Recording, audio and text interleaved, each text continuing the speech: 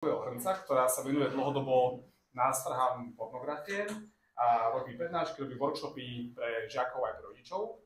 A dneska sme si ju pozvali sem medzi nás, aby sme sa zladili spoločne ako... Vítajte. Prečo si dneska sú vaše miesta? Aby sme spoločne ako škola mohli naozaj spolupracovať aj v tejto téme, ktorá je naozaj veľmi aktuálna. Možno ešte aktuálnejšie, ako si myslíme, s rodinou. Takže Livia, vítaj. Ďakujem. Ďakujem a ďakujem, že ste prišli v takej hojnej účasti. Tak ja veľmi krátko predstavím, že čo hrniec je a potom ideme na tému. Tak robíme, ako Jaro povedal, prevenčné programy. Momentálne chodíme od 8. ročníku vyššie. Dneska som bola pri vašich chlapcoch, 7-ci, 8-ci. Boli veľmi zábavní, trošku vám možno neskôr prizradím, ale nie príliš, lebo to by bolo také nediskrétne. Ale boli dobrí boli.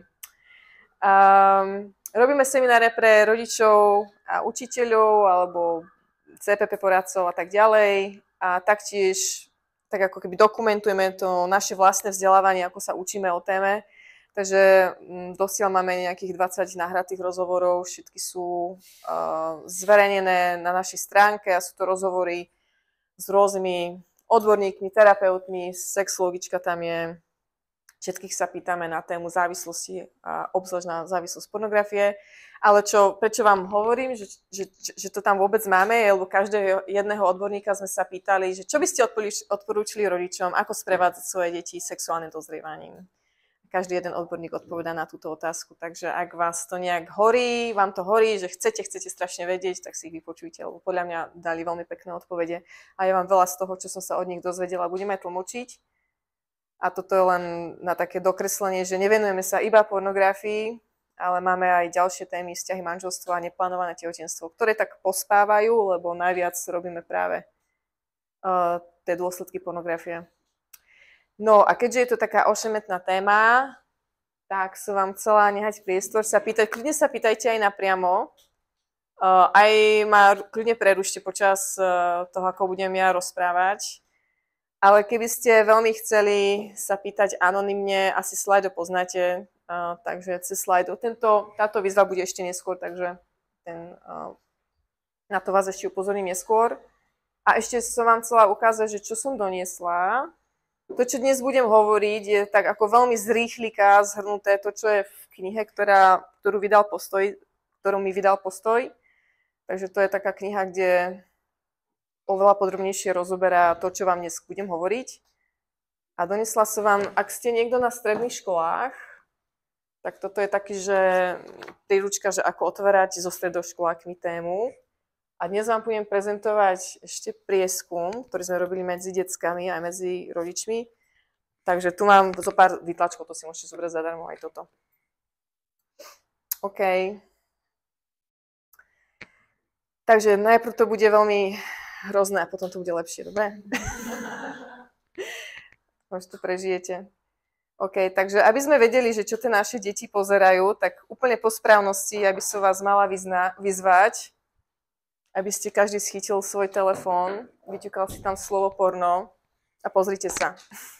Niektorí z vás viete, niektorí z vás neviete, to ja neviem predpokladať, kto ste ako na tom. Nie, ale nerobte to.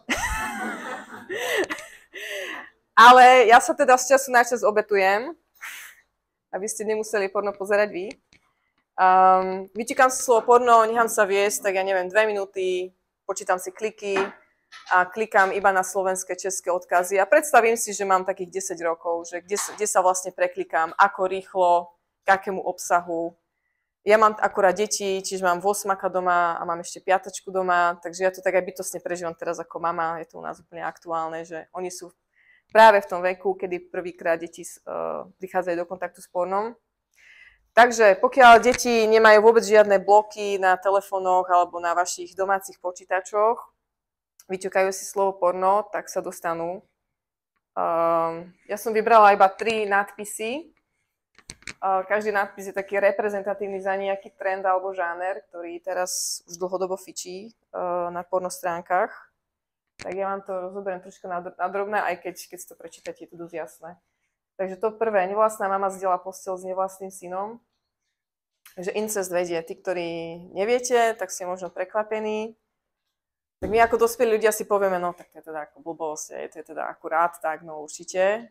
Ale pozrite sa na to očami svojho dieťaťa. Že čo si normalizuje. Ak máte napríklad, ja neviem, 10-11 ročné dieťa, alebo aj mladšie, tak ak o sexe nevie nič, alebo len málo, alebo iba nejaké také útržky, tak si normalizuje to, že rodinné vzťahy sú a majú byť sexualizované. To je dosť nepríjemné, nereálne a povedala by som priam traumatické pre deti. A 2. Krásne dievča bolo chytené v obchode pri krádeži žetónov a dej sa odohrával tak, že nejaké dievča nakradlo čosi v nejakom supermarkete, prišiel za ňou SBS-kár a povedal, že moja drahá, keď pôjdeš so mnou dozadu do miestnosti a urobíš mi ABC, tak ja ťa pustím. OK. Vážne na mňa teraz. Ja som rada, že ste šokovaní. Buďte šokovaní, lebo toto je realita. Znova my ako dospelí ľudia si povieme, no tak to akurát, že takto to proste nemá byť, nemá to tak byť, ale vaše deti to neviem, či to budú vedieť hneď vyhodnotiť. V tom horšom prípade si znormalizujú, že ak oni budú pristihnuté pri nejakom prečine, pri nejakom prúšvihu, tak dospelý človek k nim môže prísť a vyžadovať od nich sex ako nejaký spôsob výkupného, alebo oni to môžu navrhnúť. Hej? Urobia nejaký prúšvih a môžu navrhnúť nejaké autorite alebo komukoľvek, že tak viete čo, ja vám urobím ABC a zamlčíme problém. A potom tá 3, starec oprel tinku o stenu, asi vám to nemusím nejak dokreslovať, ale prizastavím sa pri tom výraze, že tinka, tak aby bola pornografia natáčaná legálne s ľuďmi, ktorí majú 18 a 19, čo sú stále akože tínedžeri, tak chcela by som veriť tomu, že herci sú tam naozaj 18 a 19 roční a nie mladší. Avšak to, koľko majú rokov, by som povedala, že je dobré, ak majú nad 18, ale čo chcem povedať, že sú nastajlovaní tak, aby evokovali deti, mladšie deti, školopovinné deti. A toto je veľmi populárny žáner v pornografii. Takže vaše deti nie len, že teda sú určitá časť populácie, ktorá si rada pozrie takéto porno s deťmi, ale o čo horšie, vaše deti si zase len normalizujú to, že je asi normálne, ak oni ako deti môžu mať sex s dospelými ľuďmi. OK. Čo vieme od detí? A tu ideme k prieskumu. Teraz budú nejaké také, že dáta. Takže ja len znova ukážem, že toto je ten prieskum. Je zverejnený v celej svojej kráse na našom webe, takže ak chcete viac, pozrite si ho celý. Ja vám teda ukážem iba niečo z toho. Prieskum bol robený v tamtom období 22 až 23 na vzorke 1700 detí, polka detí Slovenska, polka detí Česká a respondenti mali 13 až 17 rokov, čiže od 8. ročníka vyššie. Tak čo myslíte, aký je priemerný vek prvého kontaktu s pornom? Na Slovensku, Čechách. Spolu na Slovensku, Čechách. Priemerný vek prvého kontaktu s pornom? 11. Máte tých 5-čikov, 6-čikov. Čo vyzerajú ako úplne nevinní anielikovia a častokrát sú v tom naozaj veľmi, veľmi nevinne. K tomu sa dostaneme neskôr, že či si to vyhľadávajú sami, alebo ako k tomu prídu, ale teda ten priemer je veľmi nízky. Pýtali sme sa respondentov, že ako často sa sledovali k pornografickému obsahu v poslednom roku. Len pripomínam vek respondentov 13 až 17. Takže tretina, a toto je priemer medzi dievčatami a chlapcami, tretina nesledovali porno vôbec, potom tu máme takú tretinu, že od raz ročne po približne 2-krát mesačne, ale na čo chcem upozorniť je tieto farby. To je tretina detí, ktorí sledujú pornografiu raz za týždeň a častejšie. 10% raz za týždeň, 15% niekoľkokrát za týždeň, 4% raz za deň, 3% niekoľkokrát denne. Takže ja keď prídem do triedy, štatisticky hovoriac, každé tretie dieťa sleduje pornografiu raz za týždeň a častejšie. Nehovorím, že hneď od 11 rokov, toto je za posledný rok respondentov, hej. Prečo je to prúšvih? Pretože pornografia je vysoko návyková Podľa neurovedca Gary Wilson, možno to aj niekto poznáte, alebo ste dokonca čítali jeho knihu Your Brain on Porn, tak ten teda tvrdí, že pornografia je 2 až 3 krát tak viac návyková ako alkohol. Pozastavím sa pri tom. Každý z vás si viete vybaviť nejakú tvár alkoholika, niekoho, kto bojuje s alkoholom. Väčšinou to počasie na nich vidno, na týchto ľuďoch. Hej. Je to také, že sú medzi nami, vieme o nich, je to celkom častá vec. Ľudí, ktorí sú závislí na pornografie 2 až 3 krát viac. Alkohol je návykový, alebo keby som to prerozprávala inak, zo všetkých ľudí, čo tak popíjajú z času na čas, 10 až 15% bude mať návyk. Pri pornografii je to až 30%. Čiže zo všetkých ľudí, čo tak sledujú pornografiu z času na čas, 30% z nich bude mať návyk. Čo do nejakej miery, akože nechcem hovoriť, že táto tretina už sú závislí, to akože neviem úplne posúdiť, ale pravdepodobne budú mať celkom dobrý nábeh na to. A pýtali sme sa respondentov, ako sa prvýkrát dostali k pornu. Tak len 14%, to je to zelené, len 14% si ho vyhľadali prvýkrát sami. Takže myslíte na to, ak budete rozprávať s deťmi na túto tému, je dosť málo pravdepodobné, že si ho vyhľadali oni. Hej? Väčšinou porno nejako príde deťom nejakou obkľukou. 40% sa, proste to niekde na nich vyskočilo. Časopis, reklama, internet, televízia.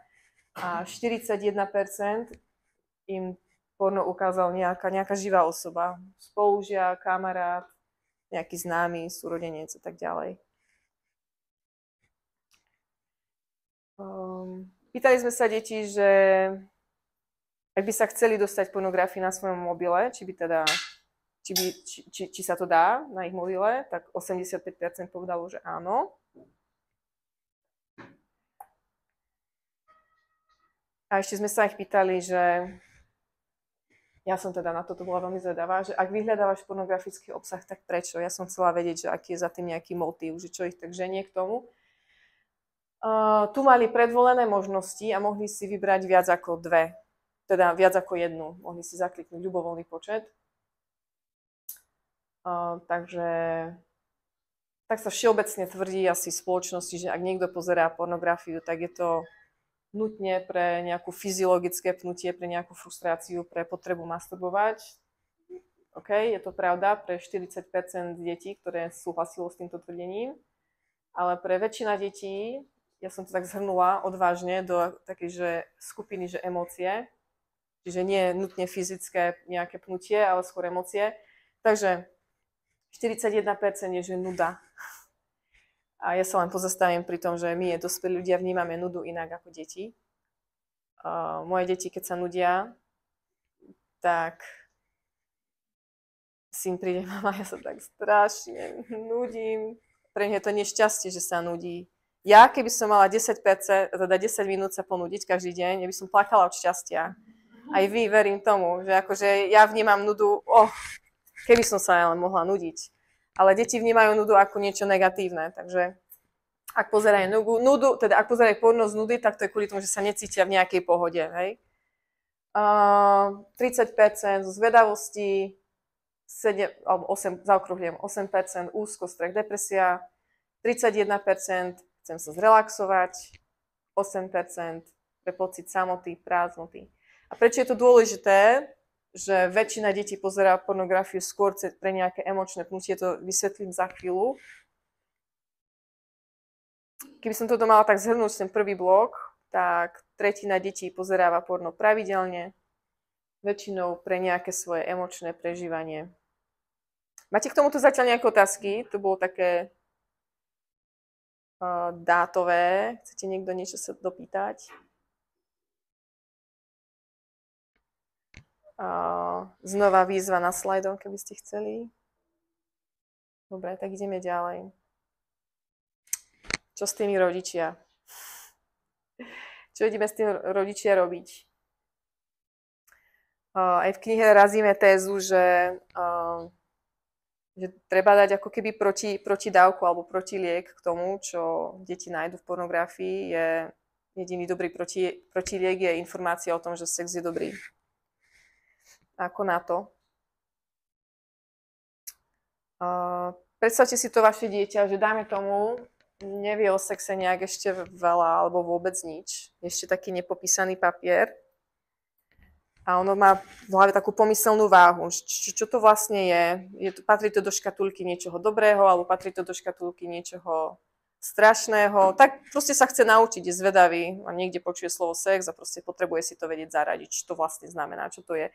Takisto ako sa potrebuje naučiť o tom, čo je, ja neviem, hocčo iné.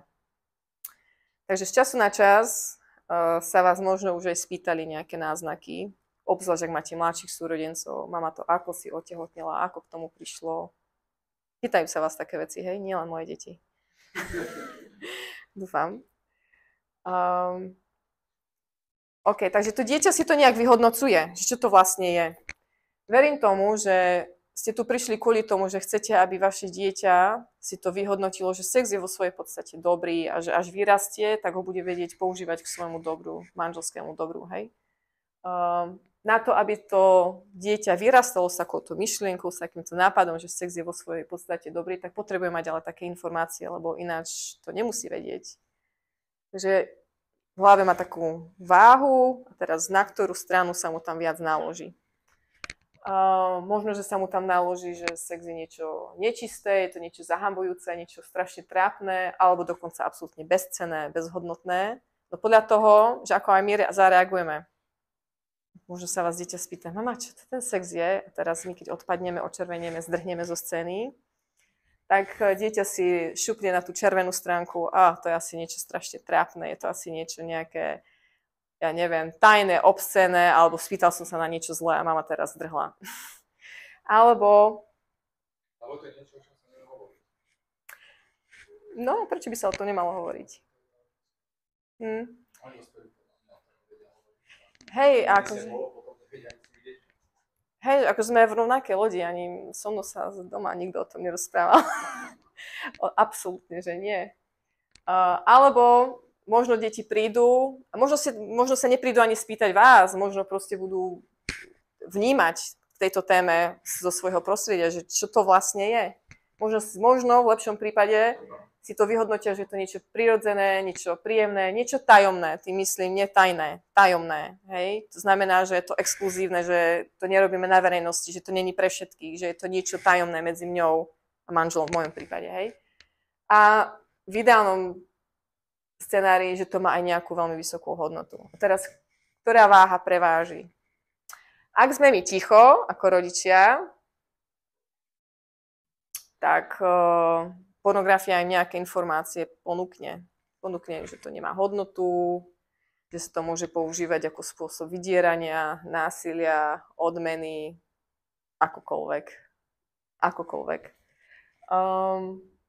Ale zároveň môžeme aj my deťom možno aj tak nechcene podsunúť deťom, že je to niečo nečisté, že je to niečo zahambujúce. Takže zamyslite sa aj vy každý, že ak ste už mali takýto nástrel doma, že ako ste zareagovali a že ako si to vaše deti asi tak mohli prečítať, že čo to vlastne je. Dobre, skúsme si to nejak akože nacvičiť. Môžem mať jedného dobrovoľníka? OK, ja teraz neviem, že máte deti tu vy ste tu tak naprieč celému spektru, vy tu máte deti asi od maličkých až puberťákov však? OK, tak skúsme ísť k tým maličkým, to je asi jednoduchšie. Kto tu chce zahrať 5-ročnú dcérku a bude sa ma pýtať, ja som akože rodič, a budete sa ma pýtať na to, že jak sa vyrábajú bábätka. Poďte to zvládnete. To ste už doma určite preberali, neverím, že nie. Vaše deti sa to určite doma pýtali. Ty?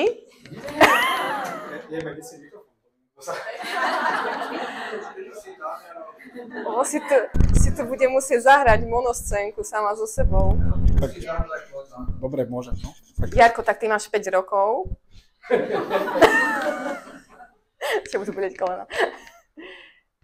Takže si videl teraz nejakú tetu, čo bola tehotná a ti napadlo, že jak tomu ona prišla? Ideš. Kde je tvoja mama? Mami, a tá pani, ona bola tučná? Prečo bola tučná? Víš, ona nebola tučná, ona mala v brúšku bábätko, vieš? Ona není taká tučná. Bábätko, ona ho zjedla, alebo ako sa tam dostalo? Nie, vieš, ona ho nespapala, jej tam začalo rásť v brúšku. A chcel by ste vedieť, že ako k tomu prišlo, že ako to, že tam narastlo, lebo tebe napríklad nemôže narásť bábätko. Nie? Nie, vieš čo, lebo to iba ženám narastie. Ale nie každej a nie hockedy. Prečo? Ja som vedela, že ty ma dostaneš so všetkými. OK. No prečo? Lebo vieš čo, tá žena, každá žena má v bruchu, tuto takto dole pod pupkom, ona tam má také maličké vajíčka a na to, aby z jedného z tých vajíčok mohlo rásť bábätko, tak sa musí spojiť so semiačkom, ale ona tie semiačka nemá, semiačka má táto. Vieš, a keď sa spojí semiačko s vajíčkom, tak začne rásť z toho bábätko. Dobre, môžeme sa už ísť hrať? Ty si sa ma mal spýtať, ale ako k tomu dojde?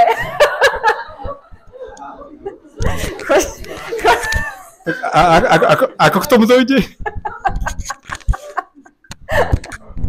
Ináč presne takto to prebieha aj u nás, môj syn, čo? No, dobre, čau. Ale po 2 rokoch prišiel, mama, a ja mám tie semiačka? Vieš čo, ty ich budeš mať za chvíľu. Mama, ale kde ich majú muži? Kde? Ukáž mi. Takže my sme potom pokračovali, a to s odstupom asi 2 rokov, hej. Takže sme pokračovali. Ináč to není, že perfektný návod, hej, kľudne si to povedzte doma, ako chcete. Takže... Ja som počula, že je fajn sa pýtať do tej úrovne, odpovedať do tej úrovne, ako sa to dieťa pýta, aký mu stačí tá odpoveď toho, že spojili sa spermie s vajíčkom a nepýta sa detaily, ako k tomu došlo, že či do toho, lebo vy ste s tým začali, tak neviem, či to bolo, že pre účel scénky, alebo že konkrétne detailnejšie vysvetľovať, alebo ostať iba na tej úrovni, ak sa to dieťa pýta. Že pýta sa viac, možno keď bude chcieť viac vedieť, akoby. A toto by som asi nehala na taký takt rodiča, že a to by si asi každý rodič mal svedomite sám pre seba odpovedať, že či nejde ďalej kvôli tomu, že sa ten rodič bojí, alebo či nejde ďalej, lebo dieťa sa naozaj už nepotrebuje ďalej pýtať. A že či to dieťa cíti od vás, že sa môže prísť spýtať kedykoľvek a pýtať sa ďalej. Lebo však poznáte to, obzvlášť ak máte viac detí, sú deti, ktoré sú také, že introvertnejšie, plachejšie, sú deti, ktoré sa vás pýtajú od A po Z, od rána do noci, hej? Akože to úplne, že záleží. Neviem, asi by som to nehala na takom rozume rodiča. Ale dobre, keby pokračovala scénka, a teda scenár, tak dobre, tak Jarkovi by sme vysvetlili. Ešte Jarko, tak semiačka sú u tata, on ich má vo vajkách. Vo vajkách? No tam, predstav si, tam ich má. Ale ako sa ale spojí s vajíčkom, keď ty ho máš v bruchu? Tak ideme, skúsme skúmať, že ako by sa k tomu mohlo dojsť. Tak kde je taká, že najbližšia, alebo nejak musia ísť zvonku z jeho tela, z tátovho tela, vždy je taká najbližšia dierka. Tak pupok? Cez pupok by to nešlo. Dieťa háda ďalej. Tak skús ešte porozmýšľať, kde je najbližšia dierka ku vajkám. Na pipiku predsa. No, tak predstav si, cez pipík idú tie semiačka von. Mama, ale a tebe ako dnuka? No, tak skús skúmať, že kde ja mám najbližšie dierku k bruchu. No pupok. Nie, cez pupok by to zase nešlo. Tak ešte porozmýšľaj, že ešte je tam nejaká iná možno niekde. Tak príde. Tak stadiaľ, keď cikáš. No nie, odtiaľ by to tiež nešlo. Tak kakáš, nie, odtiaľ by tady tiež nešlo. Ešte je tam taká schovaná dierka, taká tretia a tá je, predstav si, práve na tie semiačka a potom pre to bábätko by mohla ísť von. A je to. On si to tak porozmýšľa. A možno bude mať viac otázok. Môj syn sa napríklad pýta, to sa nahráva. Ja som mu slúbila, že nebudem aj hovoriť. Nesmiete to šíriť ďalej, lebo ma odstrelí. Môže sa pýtať, boli to? Neboli to. Mama, ale ako budem vedieť, že či cikám, alebo či už tie semiačka idú von? Neboj sa, to určite budeš vedieť. To je veľký rozdiel. To keď vyrastieš, určite to budeš vedieť. Dobre. Zvládli sme. Takže technicky povediac, vieme, že čo je sex, ako sa vyrábajú bábätka. Dieťa môže byť rado, že na to prišlo skoro samo. OK.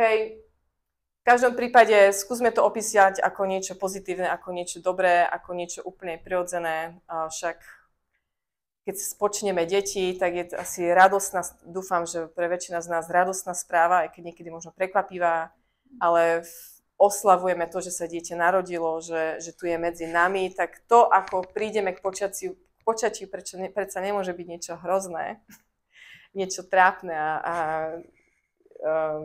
neviem, tabu, proste je to úplne prirodzené. OK, ale možno, že sa dieťa spýta na nejakú odvrátenú stránku, alebo na niečo negatívne, a týka sa to sexuality. Ak by napríklad malý Jarko prišiel, počul niekde slovo, dajme tomu znásilnenie, alebo niečo iné, čo vy vyhodnotíte, že je to skôr negatívna stránka sexuality, tak taká rada je, že neodpovedať hneď. Napríklad príde syn a povie, že mami, čo je toto znásilnenie? Alebo u nás to bolo, že mama, ale čo je to nezosmilníš? Ja si hovorím, že fúha. Aj sme to v knihe opísali, že to mám ísť rovno, o sexe sa mám rozprávať rovno cez túto ako keby bránu príkazov, zákazov, vymedzení alebo nejakých tak akože odvrátenej stránky. Takže bolo by fajn zareagovať zhruba takto. Takže vieš čo, Janka, ty sa ma teraz spýtaš na niečo, týka sa to sexu, ale ja som si uvedomila, že my sme sa o tom ešte vôbec nerozprávali. Tak vieš čo, ja teraz dovarím, hráte o čas, šrotíte v hlave.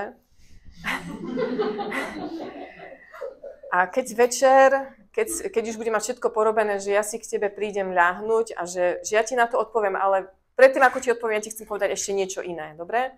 Takže krok 1, krása sexu. Akokoľvek to chcete povedať, môžete znova cez to plodenie. Mne príde plodenie ako dobrá vstupná brána do témy. Môžete to povedať, ako uznáte za vhodné. Čo by ale dieťa asi teda malo vedieť, že je to niečo dobré, je to niečo príjemné, robia to dospelí ľudia, nie hocikto s hocikým, dvaja ľudia, ktorí sú ideálne v manželstve, keďže sme na cirkevnej škole, alebo vo veľmi trvalom vzťahu, vo veľmi záväznom vzťahu. Je to niečo pekné, je to vyjadrením lásky. Takto ako keby telom dávam lásku svojmu mužovi. Hej, niečo proste, niečo hodnotné a niečo dobré. A exkluzívne, nie hocikto s hocikým. A keď toto máme za sebou, tak môžeme ísť na tému, ako je napríklad nezosmilníš alebo znásilnenie. Takže potom až v druhom kroku odpoviem, no a tá vec, čo si sa pýtal, že čo je to znásilnenie, tak vieš čo, tak vieš, doteraz sme sa rozprávali, že to má byť skôr také vyjadrenie lásky, ale niektorí ľudia na to kašľú. Oni si proste donútia človeka, druhého človeka, aby s ním mal sex. A oni s ním majú sex, aj keď ten človek nechce a plače a bráni sa, aj tak toho človeka núti, aby mal sex. A to je úplne že nesprávne. To je to znásilnenie. Ale nech tá prvá informácia, ak tomu len vieme pomôcť, není hneď bách znásilnenie, alebo bách nezosmilníš, alebo niečo, čo my považujeme za negatívnu stránku sexuality. Začneme dobrou nôtou. Ja by som sa spýtal, ako to modifikoval, lebo ja sa obávam, že prvá otázka bude taká, že to dieťa to niekde uvidí a ono nebude vedieť nič, čo to je. Že to nebude otázka niečo konkrétne, ale príde s tým, že videla som dvoch ľudí, robia toto. Môže teraz, byť. že v živote nevie ani, čo to je slovo sex, ani nič, ale iba opíše nejaký obrázok. Hej? A teraz, že ako s ním hovoriť, keď má od 8 do 8, no asi nie, ale od 10 do 12 a možno, že ešte to nikdy o tom nič nepočulo, hej, čiže Tak či vôbec začali o tom hovoriť a vysvetľovať všetko od začiatku už vtedy, alebo... Ja by som, však 5-ročné deti sa pýtajú na to, ako vzniknú bábätka, takže táto scénka bola pre 5-ročné deti, 8-ročné dieťa, akože myslím, že sa tak ako bojíme, že čo keď im o tom povieme a oni teraz idú mať hromadne sex, ale oni nebudú mať sex. Oni sú prirodzene zvedavé, že čo to je a ak sa pýta napríklad, že už videlo niečo alebo si to nevie vyhodnotiť, ja neviem, napríklad mojej kolegyni piatak sa jej minule pýtal na niečo, čo bol taký slang z pornografie, ona úplne stúhla, že to čo sa jej pýta a nakoniec vysvetlo z toho, že to on iba počul v nejakej rapovej pesničke, hej, akože, ktorú si v triede spievali.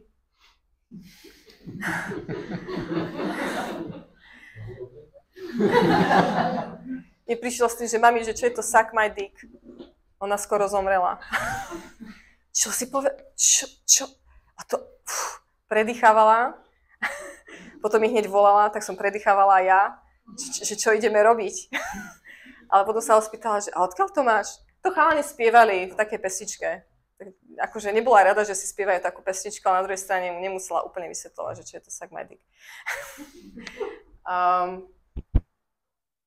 Ale že ja by som tak akože úplne aj preventívne, že vysvetlila deťom, keď sa vrátim k vám, že niečo ako sex existuje, patrí to do takého a takého kontextu, je to niečo normálne, prirodzené, má to byť príjemné a hlavne ja by som do toho určite dala ten kontext citov.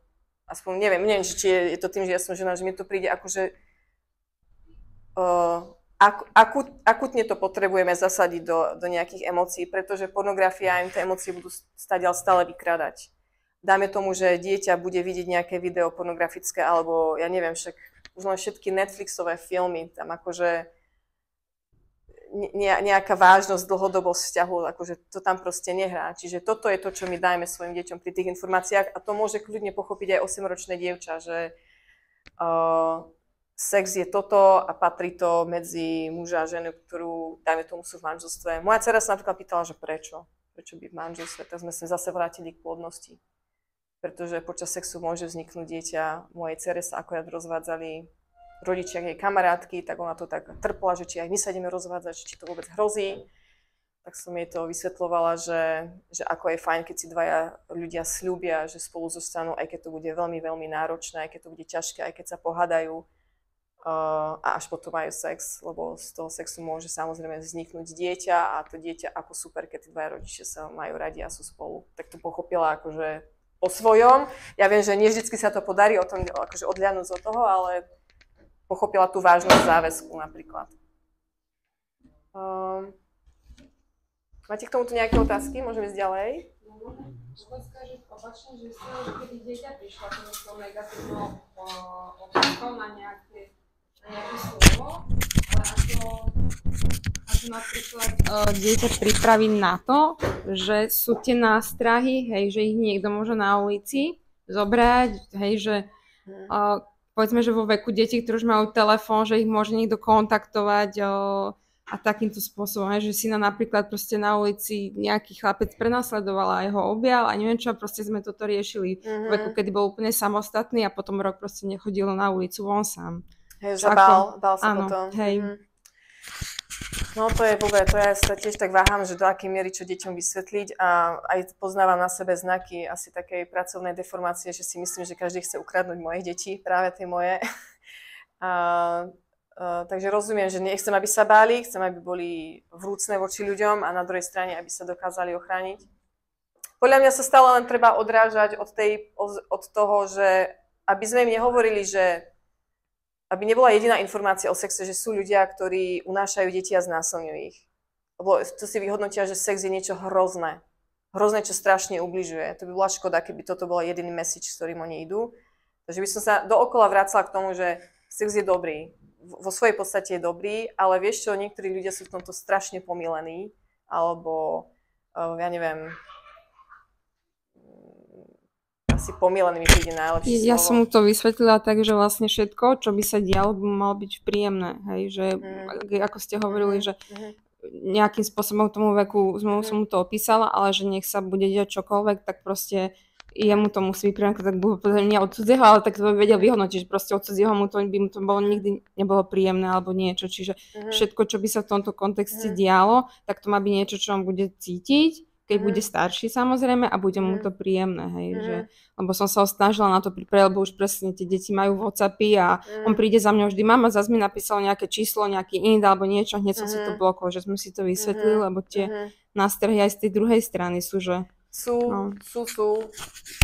Ja sa ešte trocha vrátim k tej pornografii, ale predsa len k tomu dialogu o sexe, že možno, že vaše dieťa zareaguje takto, vysvetlíte mu, čo je sex, pipík ide do šušky, fuj, to čo mama v živote, nikdy,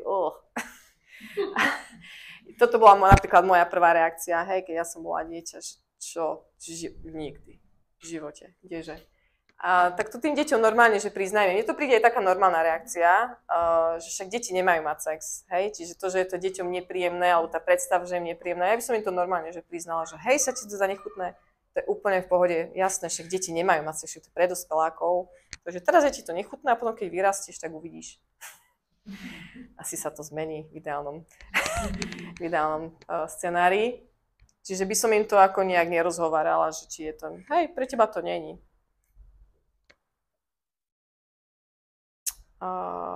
OK. Pýtali sme sa deti, že kto by ich mal v prvom rade informovať o vyššie uvedených témach. V tom dotazníku to bolo všetko, čo sa týka dozrievania. Masturbácia, polúcia, menštruácia, antikoncepcia, tehotenstvo, sex, no celý balík. Neviem, či to tam dozadu vidíte, ale v prieskume nám povedali, že to zelené, to veľké, alebo teda to tyrkysové, je, že 66% respondentov hovorili, že v prvom rade by ich mali informovať rodičia. Takže toto by nám malo dať vietor do plachiet. Ale je to tak podmienené, že pokiaľ to tí rodičia zvládnu tak, aby to dieťaťu nebolo nepríjemné. A ja vám za chvíľu vysvetlím, že čo tým myslí, alebo ja som sa ich na to pýtala.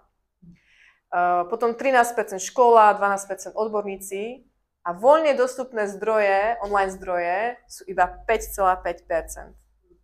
To je zaujímavé. Ja som si myslela, že to je voľne, že deti povedia, že my to chceme vedieť z internetu a všetci nám dajte pokoj. Ale nie, chcú to vedieť od nejakej živej osoby a z internetu pomenej, veľmi málo. OK, takže poďme na že ako teda rodičia, aby to deťom nebolo nepríjemné.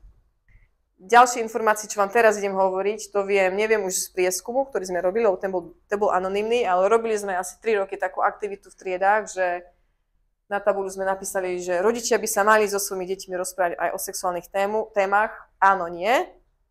A tí, čo sa tak cítili v triede, že áno, že rodičia by to mali robiť, tak prišli, čo ja viem, k oknu a tí, čo že nie, tak išli tam. A z mojej skúsenosti, to som robila, že so stovkami detí, tak väčšina išli do áno skupiny. Myslím, že 90% išlo do áno skupiny. A oni to tam potom tak stáli a začali si to predstavovať. A začali, že akože bolo by to dobre, ale nie tí naši. Takže im sa to ako páči ako nápad, princíp, že rodičia by to mali, ale rozhodne nie tí ich. Večer vás čakám u nás. Ako? Večer vás čakám u nás.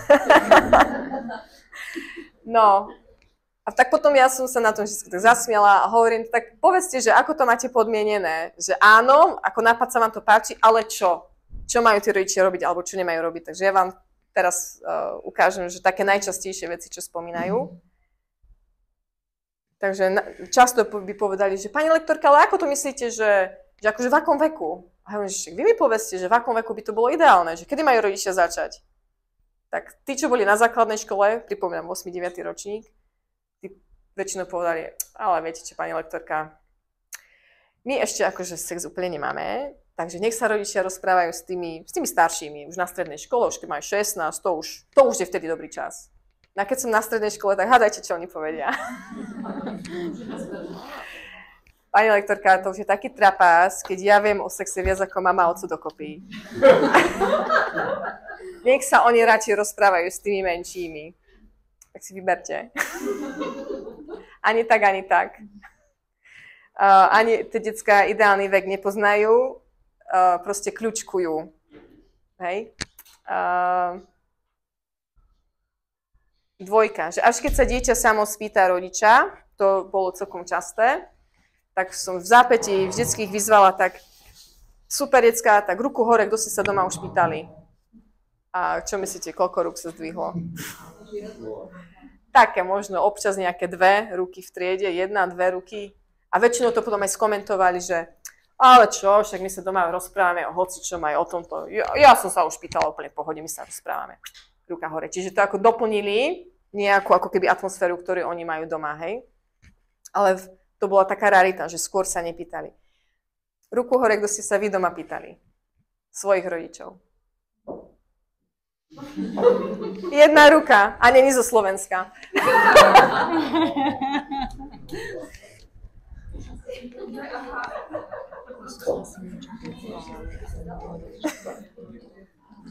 Takže, Moja mama ma naháňala s tým očkou. ja len chcem vás len uistiť, že toto je proste mýtus.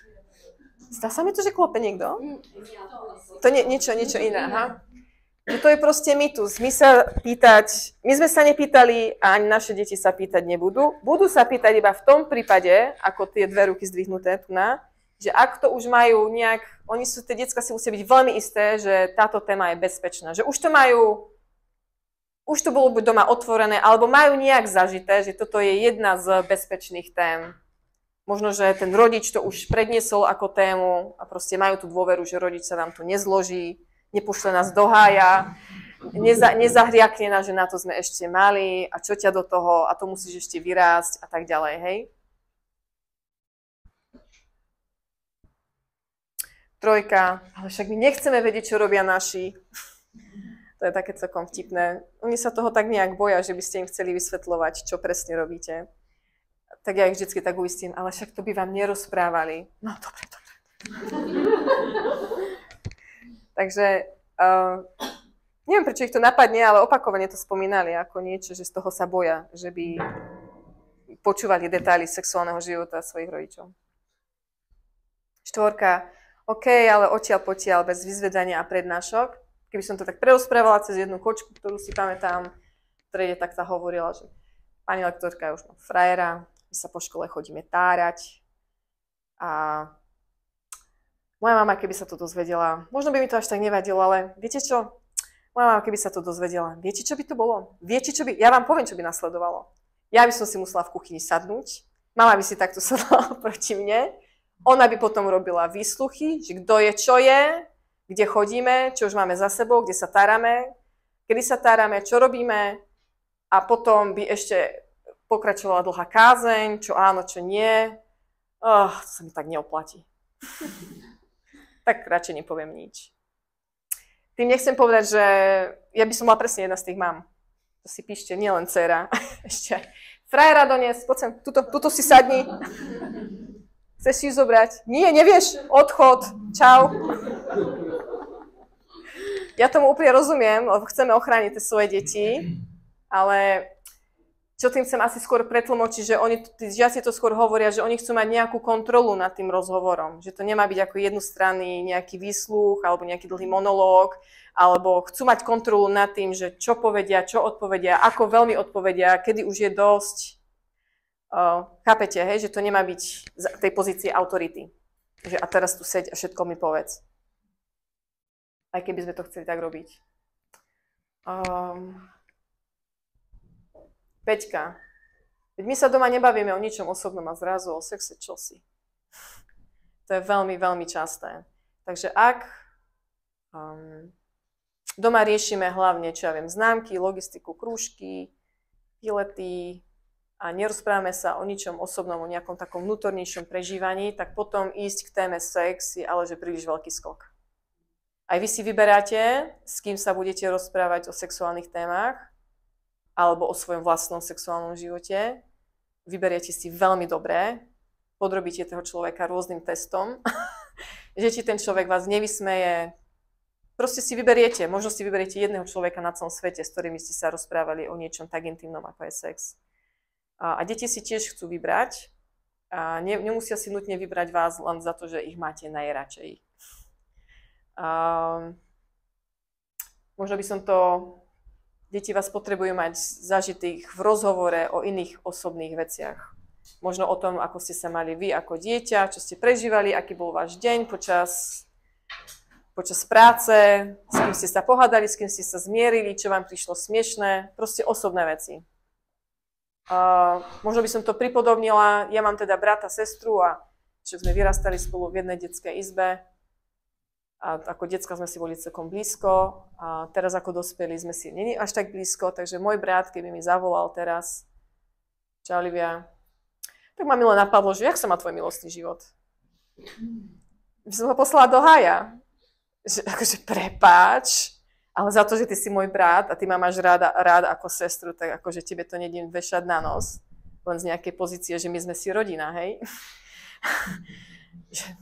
Najprv ma musíš zobrať na chatu, možno ma musíš aj opiť Ale to akože odbieham, si robím srandu, ale muselo by tomu predchádzať veľa osobných rozhovorov o kadečom inom. A potom, keby som cítila naozajstnú blízkosť a dôveru, tak možno by som mu niečo povedala, ale iba možno, skôr nie. Rozumiete, hej, ten istý princíp. Ja viem, že vy nemáte so svojimi deťmi súrodenecký vzťah, že ste rodičia, ale takže aj obzvlášť, ak napríklad možno ste už aj skúšali túto tému otvoriť doma a vaše dieťa vás poslalo do haja, že pláslo vám dverami alebo zdrhlo, alebo povedalo, že sa nechce o tom s vami rozprávať, tak môže to byť aj kvôli tomu, že je to príliš osobné. Potrebuje ešte taký dlhý most do takej osobnej témy, hej? 6. Iba ak rodič dokáže byť diskrétny. Takže už len na takých maličkostiach, možno, že vaša dcéra vám povie, mne sa páči Ferko v striede. Pre ňu je to top secret, že sa jej páči nejaký Ferko v triede a vy, ak zavoláte hneď kamoške alebo pri najbližšej oslave, tak to sa ti v triede páči pre všetkými, tak je to proste trápas pre ňu a vy ste zlyhali jej veľké tajomstvo, hej? Vy ste vyzvonili jej veľké tajomstvo, že pre vás to môže byť banálna informácia, pre vašu dceru to môže byť top secret, že nejaký Ferko vôbec existuje a že sa jej páči. Takže buďte ako keby veľmi citliví na to, že ak vám dieťa dôveruje a povie vám nejaké osobné veci, tak dajte pozor, aby ste to nevyzvonili celému svetu.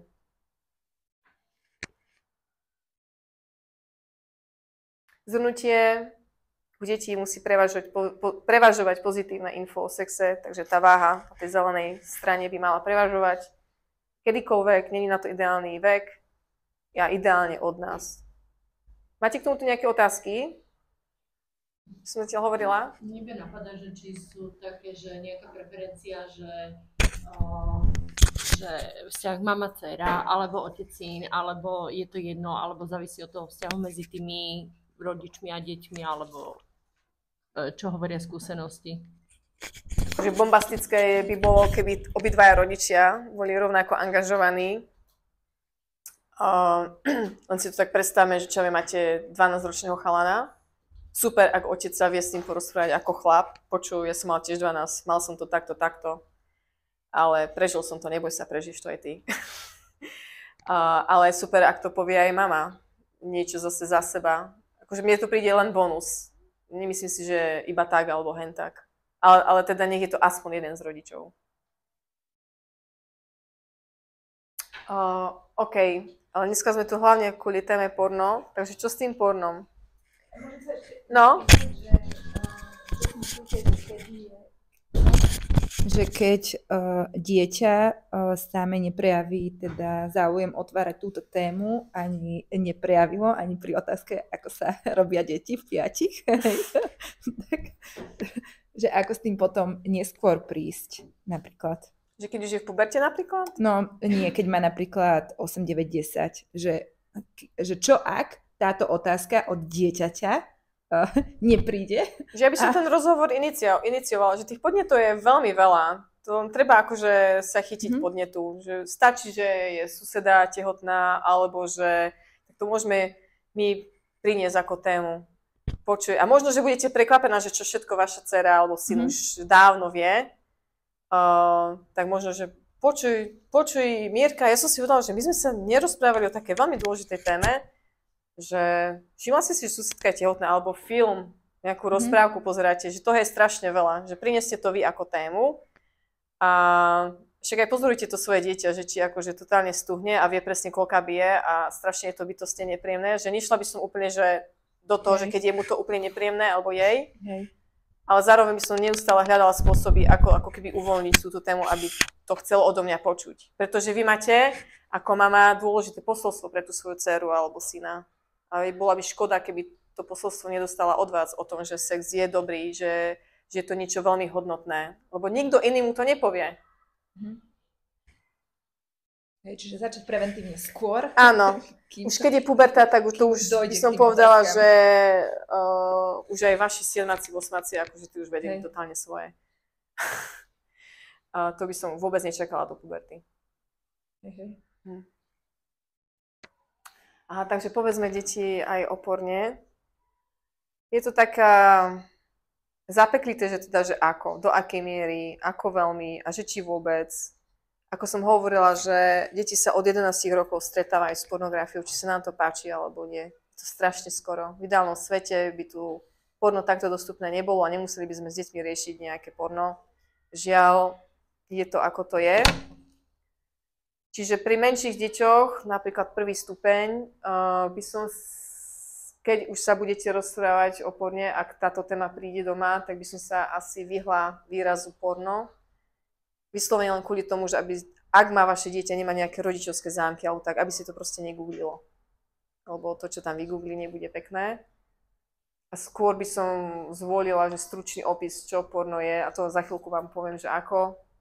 A hlavne vysvetľovala, že je to nesprávny kontext sexuality, hej. A staršie deti, druhý stupeň, tam by som si zase dala pozor na to, aby som porno, aj keď si myslím, že je skazané, úchylné, zhnité a tak ďalej, tak by som si dala pozor, aby som to takto nepomenovala pred deťmi, pretože obzvlášť v puberte ich pornografia bude bytostne lákať. Tomu nepomôžete, žiaľ. Bude ich veľmi lákať, je vyrobená tak, aby ich veľmi lákala, tak ako cukríky a lizatka je vyrobené farebne a voňavo tak, aby nás lákalo, ako keď tomu podľahneme pravidelne každý deň. Pornografia bude deti lákať, tak aby si oni v hlave neurobili také spojitko, že keďže mňa láka veľmi, možno sa k tomu aj opakovane vrácam, tak to znamená, že ja som zhnitý, ja som skazený, ja som úchylný a tak ďalej. Že to bola veľká škoda, pretože vaše dieťa je úplne na poriadku, je zdravé, je dobré, skazený, úchylný je porno priemysel, nie vaše dieťa. Takže len, aby to dieťa by si to mohlo takto vysvetliť, že ak povieme, že porno je, to pozerajú iba uchyláci, alebo to je to škaredé, to je to zlé, tak dieťa si to tak vysvetlí, že aha, že to ono je asi zlé, keď sa mu to páči. Skôr by som zvolila slova, že je to škodlivé, je to veľmi návykové, je to klamlivé, zavádza to, nie je to pravdivé a tak ďalej, hej, že tie slova by boli lepšie. Dobre, tak skúsme si to tak predstaviť, že asi ako by to mohlo byť. Môžete sa chytiť napríklad, môžete sa chytiť momentu, keď vaše dieťa sa začne hanbiť. Ale toto je iba jedna z možností, tých možností je veľa. Dajme tomu, že vaše dieťa sa začne hanbiť, čo ja viem, do veku 8, 9, 10, sa tára celé nahé po byte, úplne pohodička. A od nejakého veku sa začne prezliekať v kúpelke. Ak, možno, že nie. Tak môžeme sa toho chytiť. A Jožko, som si všimla, že minule, keď prišiel bratranec, tak si sa pred ním už neprezliekal, si sa prezliekal v kúpelke. No, prečo si sa začal hanbiť? Čo ja viem, mám je to také trápne sa pred ním prezliekať teraz už. No, však to je úplne normálne, však to je úplne, že jasné, však dospievaš, to sa každému tak stane, že sa začne hanbiť. Potom sa však ani ja sa nevyzliekam pred kolegami a kolegyňami, že si sa vyzliekam doma, keď som sama, že jasné. No ale predstav si, Ferko, alebo Ješko, neviem, jak som ho nazvala, predstav si, že sú tu ale ľudia, ktorí sa vyzliekajú že za peniaze. Čo, mama, to prečo by robili? No nielen, že sa vyzliekajú za peniaze, ale pamätáš si, jak sme sa minulo rozprávali, že čo je sex?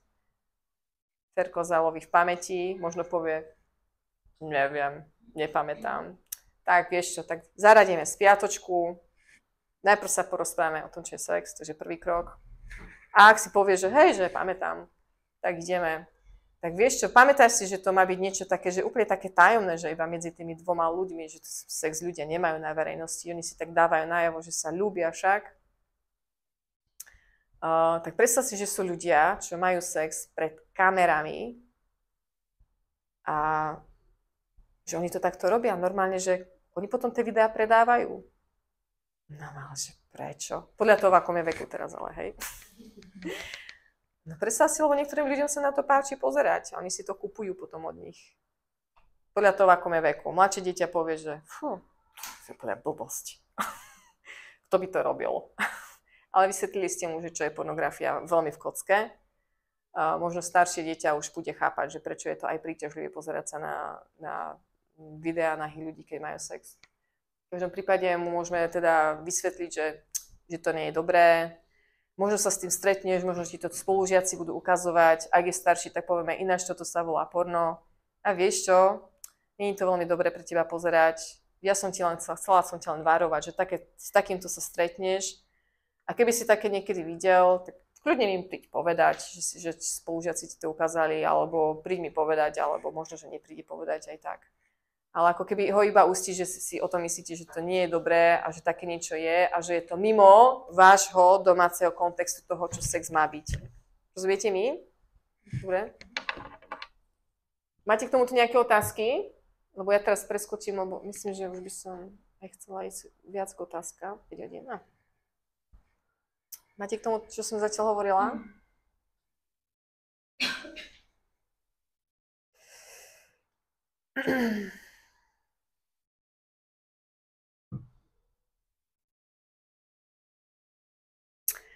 Keď sme na stredných školách, tak necháme stredoškolákov pomenovať, že či je porno viac negatívne alebo viac pozitívne, poprípade nech pomenujú negatíva a pozitíva. Som opakovane prekvapená, že ako dobre vedia negatíva pomenovať. A tie pozitíva, ja ich teda zhrniem do takých 3 mýtov, ktoré najčastejšie zaznievajú. Ale nielen na stredných školách, myslím, že tomu aj tak dospelá verejnosť verí do veľkej miery. Takže študenti, ak máte doma teda tínedžerov, tak oni majú takú predstavu, že si nemôžu dovoliť nepozerať porno. Ešte raz, nemôžu si dovoliť nepozerať porno, lebo oni, keď už budú mať raz sex, tak to bude akože strašný prúser, keď nebudú pripravení. A oni síce vedia, že porno je klamlivé, že to je blbosť, že sú to nejaké fantázie, že sú tam strašne veľa somarín a tak ďalej, ale aspoň niečo. Takto to majú tínedžeri. Takže to je taký mýtus a my sa potom snažíme vysvetliť, že prečo oni naozaj nepotrebujú pornografiu na to, aby sa pripravili na svoj sexuálny život. A vysvetlíme im to cez také 2 scenáre. Ja sa snažím vysvetliť, že to, že oni majú v sebe taký pocit, že to musia pozerať a musia byť pripravení, že cítia tlak na výkon a že tlak na výkon majú v krúžkoch, v športe, furt nejaké súťaže, bodíky, známky, doma možno nejaký tlak na výkon a že obávam sa, že ten tlak na výkon si prenášajú aj do sexu. Spýtam sa potom žiakov, že myslíte, že sa mýlim, že môže to tak byť, že ten tlak na výkon máte všade? A oni, že tak sa pohľadkajú, ale všade to máme. Takže im poviem, že skúsme sa pozrieť na 2 príklady, 2 páry, že čo ten tlak na výkon vlastne robí. Takže predstavte si prvý pár, tí mali spolu sex a im to nevyšlo. Nevieme, prečo im to nevyšlo, ale nevyšlo. Proste nejak, čo si zlyhalo, že čo asi tak oni dvaja môžu cítiť. Teraz žiaci idú, hej, to skončili, to je trápas, kdeže, to teraz ona doma sedí a čaká, že či on teraz pošle správy všetkým kamošom, alebo on sa teraz cíti úplne strápnený a myslí si, že ona ho teraz už nechá, proste viac menej skončili a veľká úzkosť a strach. Tak oni to tak pomenujú a poviem, no, ale môže to byť ešte aj inak. Môže to byť ešte aj scenár číslo 2. Predstavte si druhý pár, ktorý majú spolu sex. Im to nevyšlo. Stalo sa im to, čo tomu prvému, lenže tento druhý pár je iný. Tento druhý pár, oni vedia, že ich vzťah nestojí a nepadá na tejto sexuálnej skúsenosti. Oni už vedia, že sa majú strašne radi, oni už vedia, že spolu budú, že idú byť spolu v živote. Takže môžu tak myknúť nad tým plecom, si tak povedať, no je to také trápa, že to nevyšlo, ale však nevadí, nevyšlo na prvýkrát, tak vyjde na 5. krát a keď na 5., tak na 10. Máme pred sebou veľa rokov, budeme sa učiť. No a tak potom sa vysvetlím, že pozrite sa, ten prvý pár mal totálny tlak na výkon, mali pocit, že musia byť perfektne pripravení, aj tak im to nevyšlo. A ten druhý pár nemali ten tlak na výkon, že v tom je veľký rozdiel. Potom žiaci opakovane povedia, že hej, že ten druhý scenár je lepší. Málo kedy ich napadne, že je možný, ale určite sa im viac páči. A potom sa vrátim k tomuto tvrdeniu. To tvrdenie zaznie v každej jednej triede. Takže pozrite sa, ten druhý pár nemajú prečo pozerať porno. Oni sa budú učiť navzájom jeden od druhého. Tak sa tak ukľudnia, že aha, no dobre.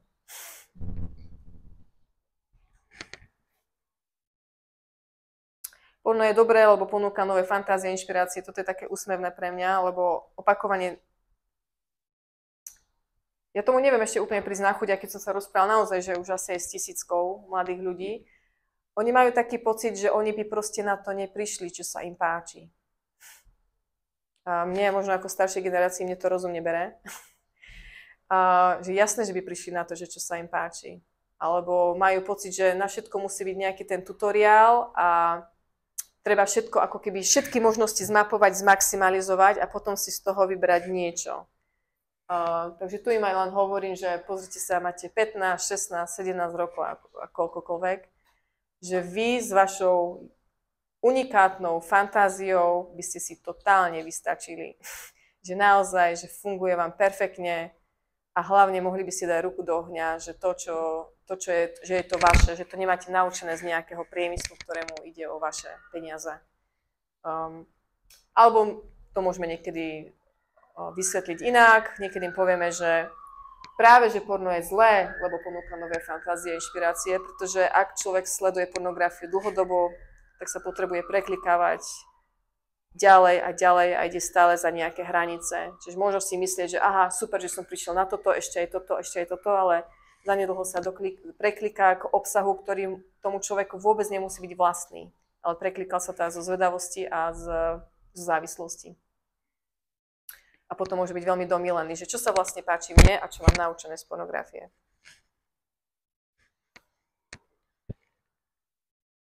A tuto vám zahrám také krátku animáciu. Toto je také časté. Oni to tak povedia, ale pani lektorka, vy ste nejaká púderná. Však my teraz ešte nemáme sex, tak my si teraz tak iba trošku pomôžeme s pornom, ale potom, keď už vstúpime do manželstva, alebo potom, keď už budeme veľkí, tak potom jasné, že už nebudeme dôvod na pozerať porno. Tak im pustím túto animáciu. Keď budem mať skutočný sex, prestanem s pornom. Porno už nebudem potrebovať. Naozaj? Tomuto úprimne verí mnoho ľudí a zdá sa to byť úplne logické. Avšak nevedia o supernormálnej stimulácii. Čo to je? Je to naša pudová reakcia na niečo super, príťažlivé. Napríklad sladkosti, sociálne siete alebo porno.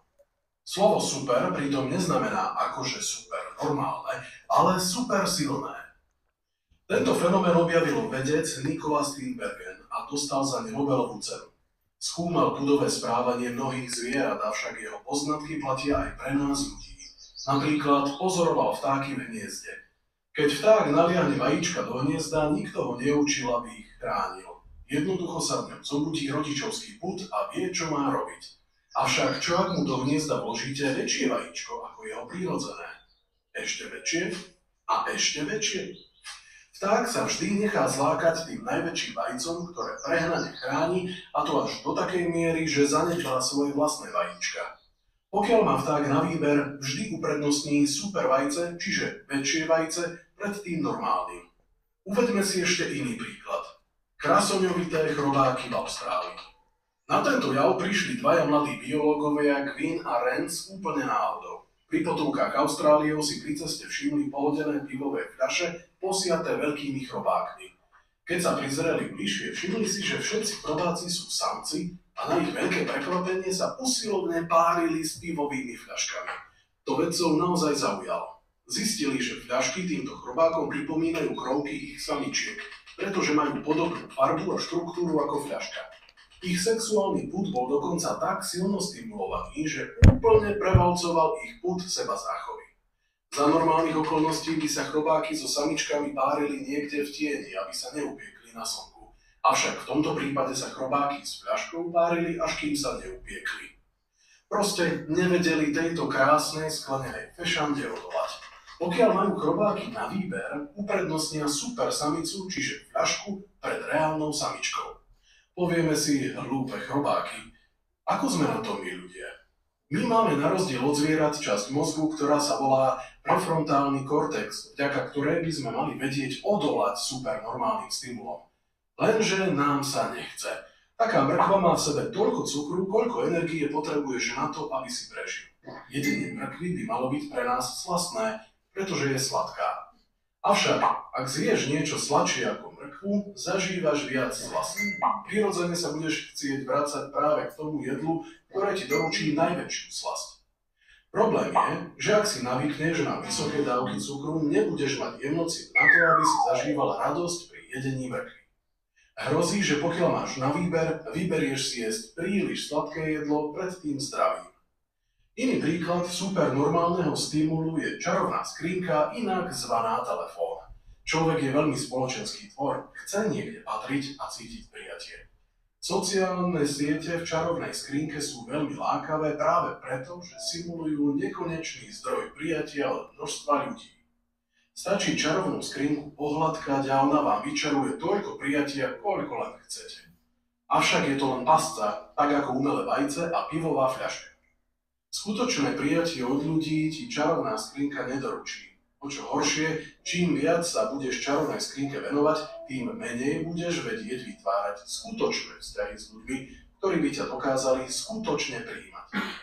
Hrozí, že pokiaľ máš na výber, budeš chcieť patriť viac do online sveta ako do toho skutočného. Pozrime sa na sexuálny pud. Náš sexuálny pud by mal byť prirodzene stimulovaný pohľadom, vôňou alebo prítomnosťou príťažlivého človeka. Proste vidím niekoho, kto sa mi páči a moje telo a myseľ na to reagujú. To je úplne prirodzené. Počas života sa potom učíme, aby sme svoj sexuálny pud dokázali ubrzdiť vždy, keď treba. Avšak pornografia ponúka neporovnateľne viac ako jeden atraktívny človek. Pornografia je super normálny stimul. Takže naspäť k počiatočnému tvrdeniu. Keď budem mať skutočný sex, prestanem s pornom. Naozaj? To je ako by si tvrdil, keď už si nájdem moju obľúbenú mrkvu, ktorú budem mať naozaj rád, tak ma už nebude lákať chladnička, z ktorej som doteraz vyjedal nevyčerpateľne sladkostí. Znie to krásne, ale veľmi nereálne. Ak si zvykneš na nekonečnú ponuku sexuálnych stimulov na pár klikov v porne, taký normálny človek, nech by si ho akokoľvek miloval, ti bude jednoducho málo. Nenechaj sa zlákať ako zvierat. Máš na viac.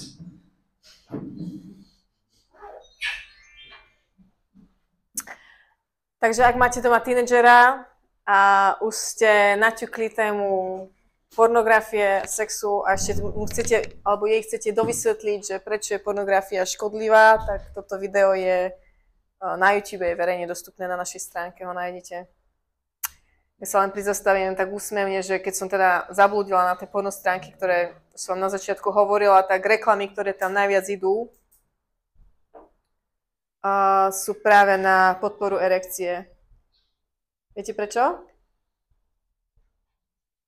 Ja by som čakala, že tam budú nejaké, ja neviem, sex hračky, sexy spodné právo, alebo nejaké ďalšie somariny, ale nie, všetky, teda v ten deň, keď ja som tam bola, neviem, či sa to nejak mení, ale v ten deň tam boli iba reklamy na podporu erekcie. Takže máte mladých mužov, ktorí vyrastajú na pornografii, sú zvyknutí na supernormálny stimul, sú zvyknutí na to, že cez noc vypozerajú aj, ja neviem, stovky rôznych žien, čiže pornografia je silný stimul, sexuálny pre nich.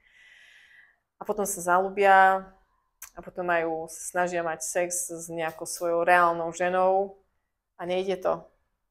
Tak sa pekne, krásne, rýchlo spamätávajú z toho zlyhania a idú na pornostránky, kde ich čaká krásny liek na podporu erekcie. A majú ho. Je to škoda. Od Gary Wilsona teda ten tvrdí, že 30% mladých mužov tvrdí erektilnú dysfunkciu, čo je veľmi vysoké číslo. Každý tretí mladý muž. A trpí ňou iba pri porne. Pri reálnej osobe, pri porne nie. Ja by som asi preskočila k otázkam. Mám tam ešte jeden blog o cykle závislosti, ale máte nejaké otázky? Alebo dávam takto príležitosť a keď nie, tak ja sa vrátim k tomuto.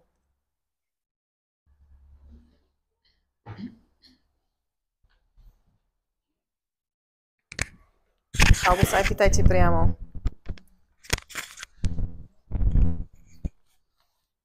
Ja by som sa opýtal, akože to je taká všeobecná otázka, či vás aj teda ten pornopriemysel akoby nejakým spôsobom atakuje za to, že sa ich snažíte nejak...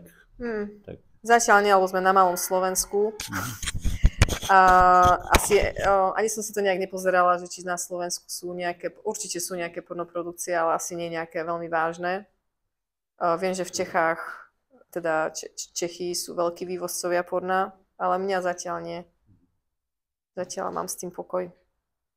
Prosím vás, túto animáciu ste ako starým deťom ukazovali? Na stredných školách. Ale ja som ukazovala môjmu synovi, má 13. Lebo mi nechcel veriť, že... čo sme sa to rozprávali? Ja, že keď príde zo školy, prečo bachne tašku o zem a utíka do ľadničky. Mama, niečo sladké chcem! Sladké? Tu máš jablko.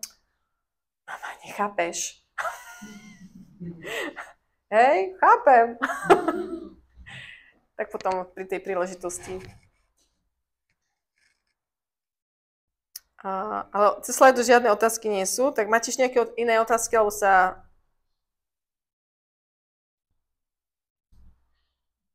Nebojte sa ma, ja som ináč celkom príčetná inak.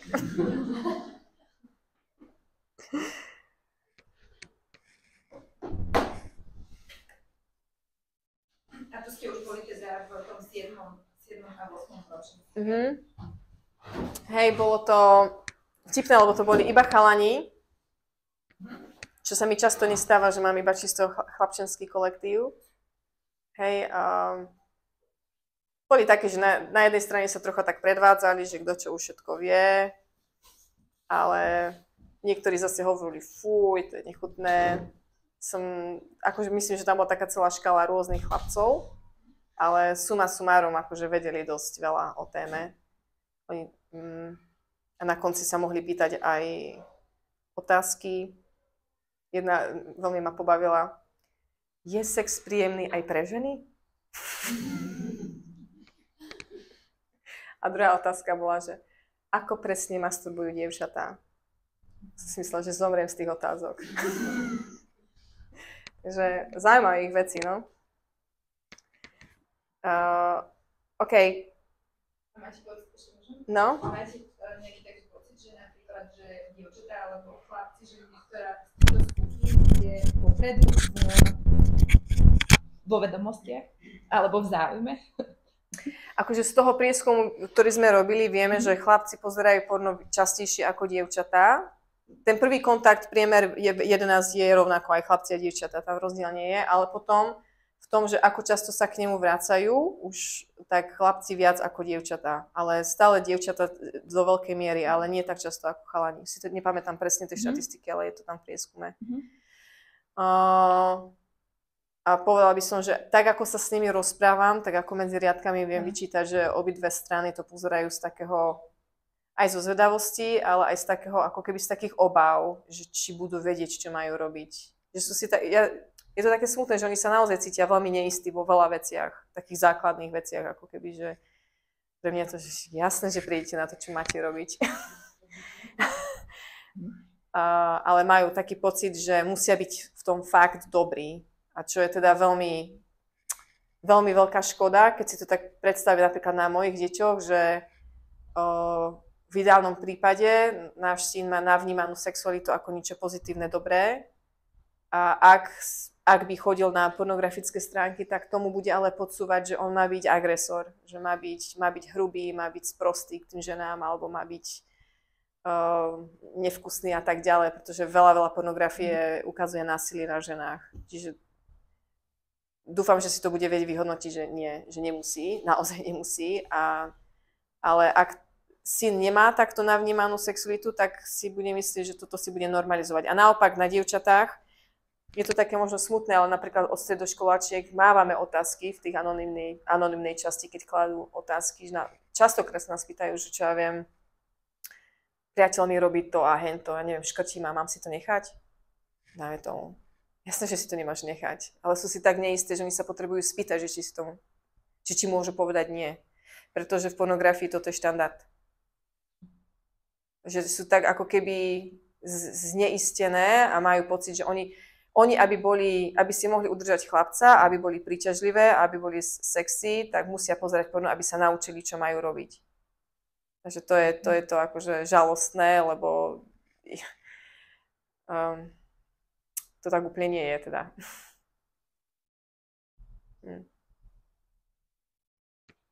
Čiže nejaké otázky? Môžeme možno aj ukončiť, ja neviem, že či potrebujete ísť domov. Ja sa ešte za školu spýtam, že čo my ako škola môžeme robiť podľa, alebo tak čo by si navrhovala nám, učiteľom, tutorom? Môžeme nejako pomôcť, alebo je to vyslovene na rodičoch? V škole, akože vy to možno ešte nemáte, ste nová škola, ste malá škola, poznáte sa navzájom, ale možno tak ako predvídať do budúcna, že ja by som určite napríklad ako škola mala v školskom poriadku, že je neakceptovateľné, že čo ja viem, že nejaké deti budú prinášať pornografiu do triedy, lebo toto sa bežne deje.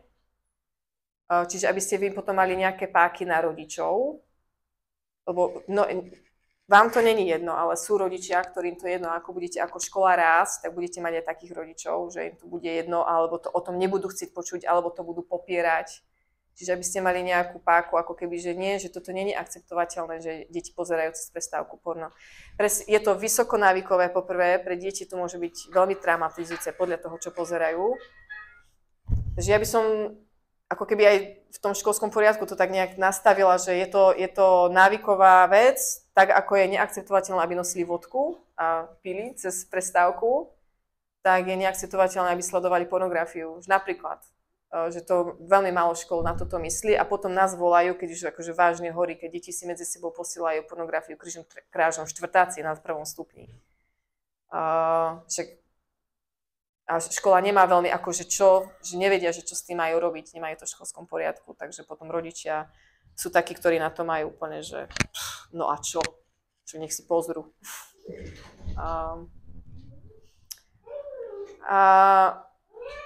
Okrem toho by som asi tú tému tak brala vážne, že super, že ste nás zavolali napríklad na akože robiť prevenčný program, lebo super, že prevenčný, že ešte vám nejak veľmi nehorí. Teda neviem. Ale rozmýšľam, že čo môžeš ešte robiť. Zajistite si svoje Wi-Fi, aj keď deti nemajú napríklad, vaše deti nemajú povolené, že vraj mať telefóny v škole, tak toto je možno tak mimo vás, ale tak bežne v škole deti mávajú telefóny a na školské Wi-Fi nepozerajú porno, čo je akože podľa mňa nemysliteľné.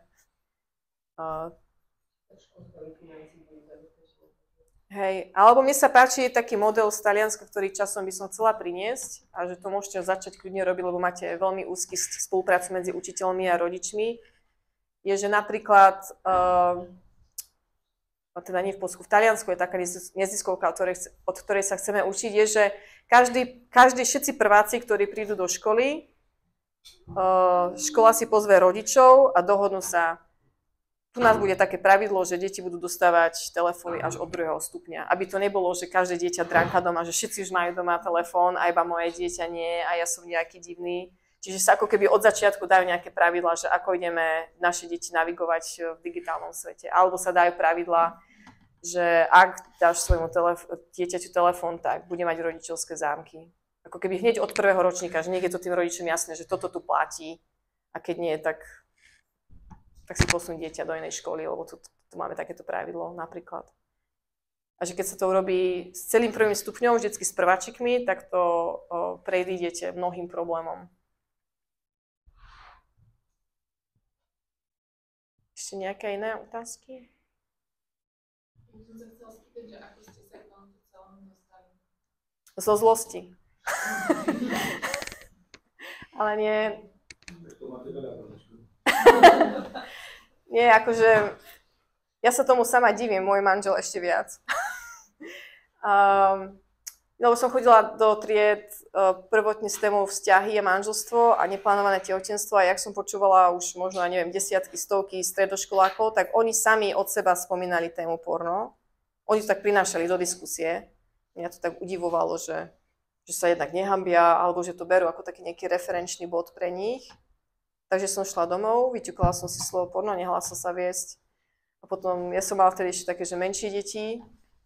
A som bola veľmi prekvapená, že bez akýchkoľvek zábran som sa dostala za 2 minúty. Proste predstavila som si, že moje deti by toto našli takto. A tak som sa nahnevala. A obetovala sa. Ale tak som pozerala, že kto na Slovensku v tejto téme niečo robí a zistila som, že dokopy nikto. Tak sme to priradili najprv tak pokusne. A potom po covide sa to spustilo hrozným tempom, že po covide už potom nás volali iba s touto témou dlho.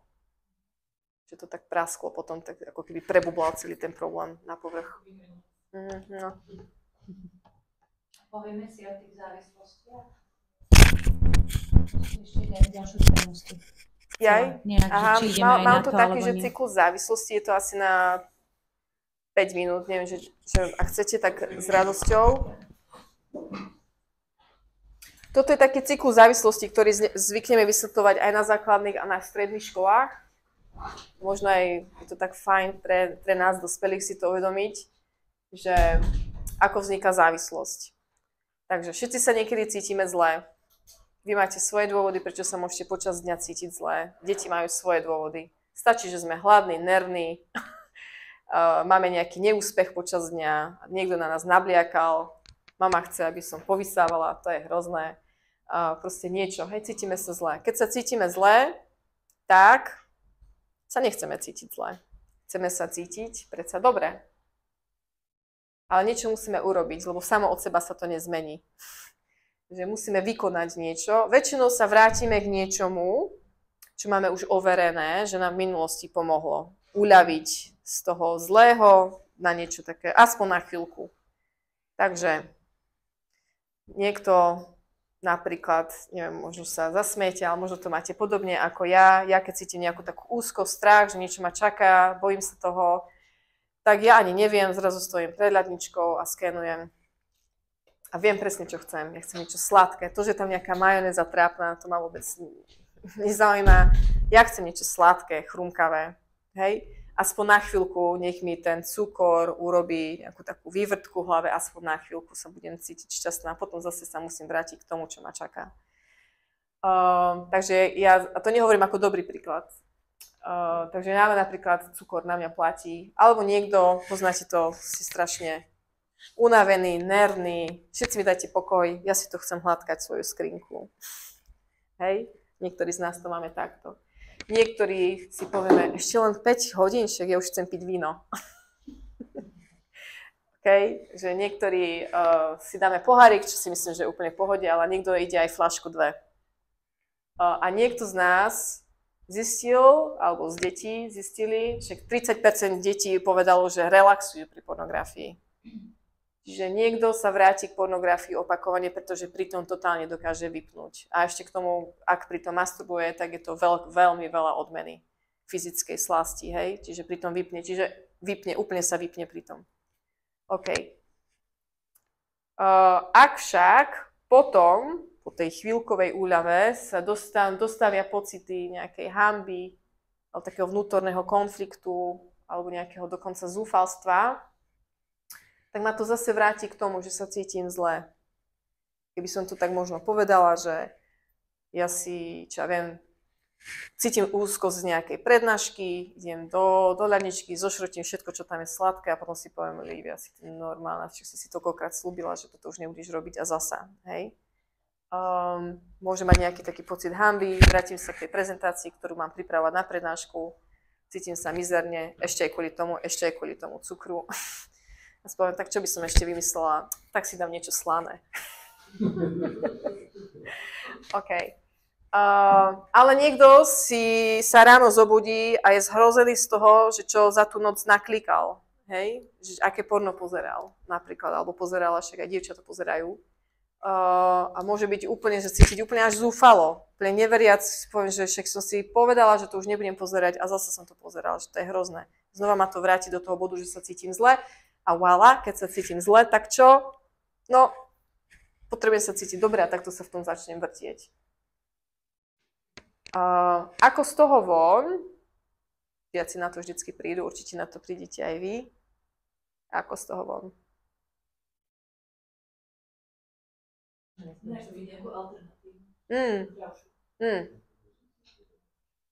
Nájsť nejakú alternatívu, po ktorej sa nemám prečo cítiť zúfalo alebo nejak konfliktne. Napríklad, dáme tomu v mojom prípade, bojím sa nejaké prednášky, mám robiť prezentáciu, nechce sa mi, bojím sa.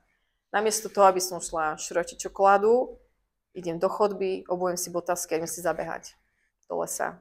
To rada robím. A keď sa vybehám, prídem naspäť, tak si nemusím hovoriť, Livia, už toľkokrát si sľubovala, že nebudeš chodiť behávať. A zasa si šla, si ty normálna. To by bolo úplne mimo, hej? Proste môžem byť úplne spokojná, vyslovene aj hrdá, že hecla som sa, cítim sa dobre, vybehanie. Čiže nejaká, to sa volá zvládacia stratégia, nejaká zvládacia stratégia, ktorá je dobrá. Alebo ja neviem, pohádam sa s mužom. Namiesto toho, aby som stiahla fľašku vína, môžem zavolať kamoške, s ktorou stiahnem fľašku vína. A môžem jej proste vyrozprávať sa, hej, že čiže budujem nejaký vzťah, nejakú intimitu s mojou kamarátkou.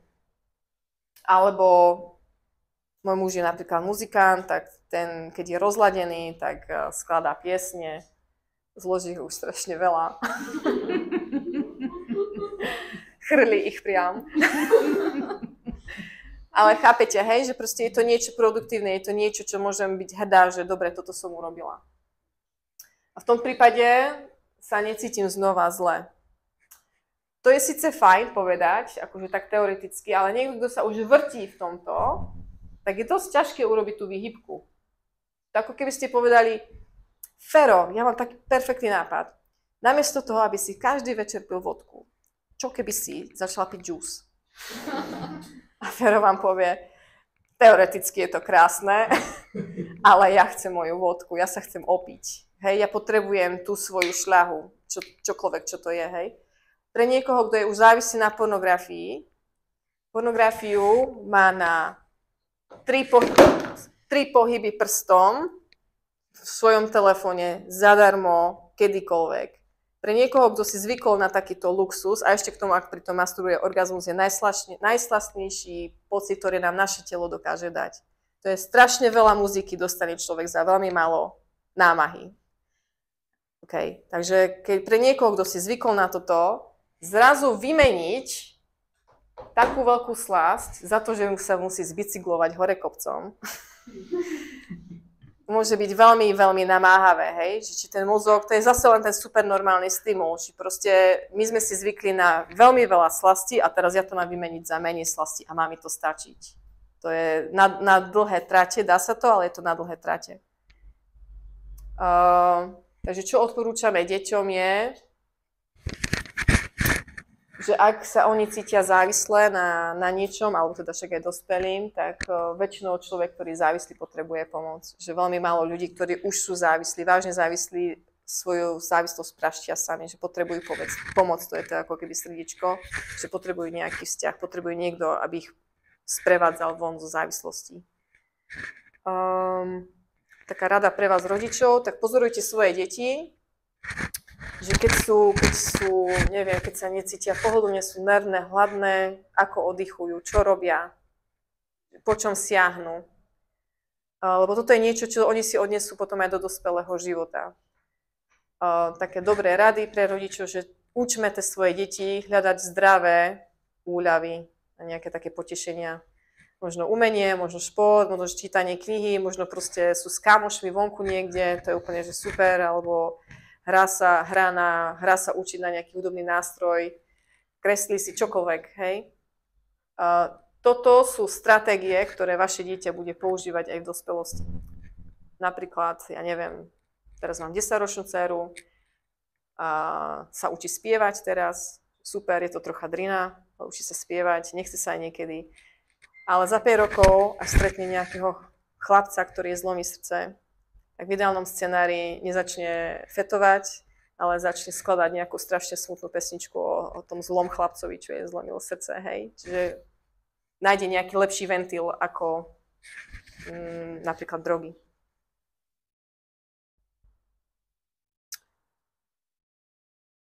A toto asi odporúčania. Mám veľa známych, aj tu z Bratislavy, ktorí sú sami závislí. Poznám ich z anonymnej skupiny, teda z podpornej skupiny Anonymní sexholici. Niekedy sa ich pýtam, že čo by odporúčili rodičom, aby ich deti nezostali závislé na pornografii. To sú také ich 3 odporúčania. Ukážte deťom lásku tak naozaj.